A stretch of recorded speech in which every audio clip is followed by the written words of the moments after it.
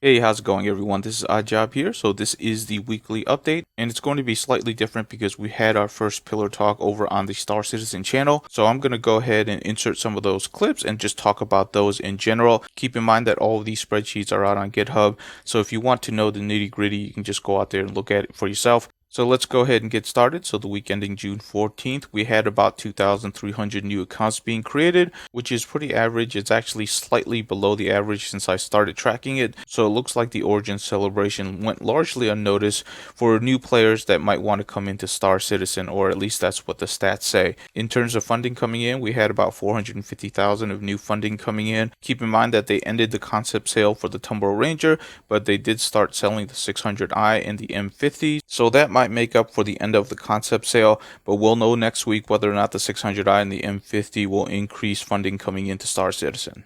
Alright, so let's go ahead and go to the persistent universe, and this week I want to look at the larger picture, which is the amount of removals from 3.6 and the amount of features that are actually going in. And as you can see down here, there has been 11 removals from 3.6, so 3.5 being delayed, you can pretty confidently say that it definitely had an effect on 3.6 as there was a lot of shifting of features. The ones that I want to concentrate most on is the Banu Defender. I'm going to insert a clip right here. So the Defender's moving to 3.7. It's our first Banu ship. We don't feel like it's getting there. Yeah. We're not pushing it out there almost every single step of the way. We were hitting roadblocks on the art side. It's the first Banu ship. Yeah, it's the first Banu ship. The guys working on it have been very mindful that it's not the only Banu ship, so they can't just build it.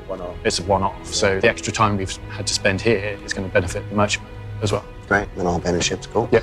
So once again, the Banu Defender is getting delayed to 3.7, but if you've been tracking the spreadsheet, you kind of already had a feeling that this was already going to happen because there wasn't a significant amount of progress getting done each week. Honestly though, I do like the Banu race and I also like the Banu ships and I like the designs that are coming out of it. So them delaying it to get it right or them building a new pipeline for alien races, that's perfectly fine, and I'm glad that they actually told us ahead of time.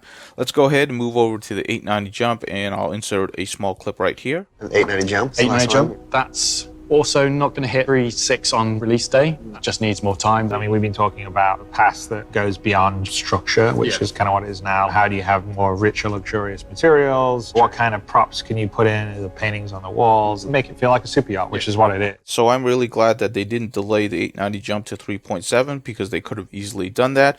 Hopefully it comes out and it's going to be a great ship. But one thing that we can kind of speculate on is that capital ships are really hard to make. And, you know, as ships get larger, it's not a linear curve in terms of time spent actually designing one of these ships. I think it's more like an exponential curve in terms of designing ships that get larger. At a certain point, it's just going to take exponentially more resources to design a fully fleshed out capital ship. So we'll see what happens with the 890 jump because this is going to be the first capital ship, which means it's going to be the benchmark in which we're going to rate all other capital ships. So it is definitely an important ship, and I really look forward to seeing what kind of ship it will be and what kind of immediate gameplay we can get out of the 890 jump. Moving on to 3.7, the only thing to report here is that there were 3 feature sets from 3.6 that got moved out. So character custom systems from 3.6 got moved here. FPS cover usage V1 also got moved. And finally, the Banu Defender, which we already talked about, got moved from 3.6 to 3.7.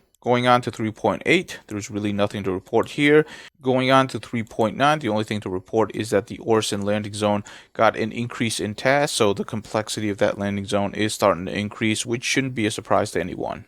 So moving on to the Squadron 42 roadmap, as you can see, there is new work getting done, but it's significantly slower than the persistent universe, and this has been a trend for a couple of weeks now. My personal predictions on this one is Q2 is going to see more feature sets getting moved out, and there's still quite a lot of tasks that need significant amount of work, so I expect some things to get moved around, but it just doesn't look like Squadron 42 right now is a priority over the persistent universe. Moving on to Q3, there has been some adjustment in tasks, and there has been some minor work being done, but overall you're really not seeing a big change in Q3.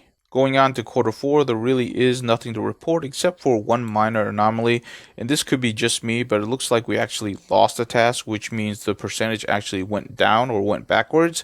So this might be an anomaly or just might be an error, I don't really know. And then finally in 2020 Q1, we do see some work being done in Physics Q refactoring. So that is it for the weekly update. Thank you so much for watching, and I will see you next week.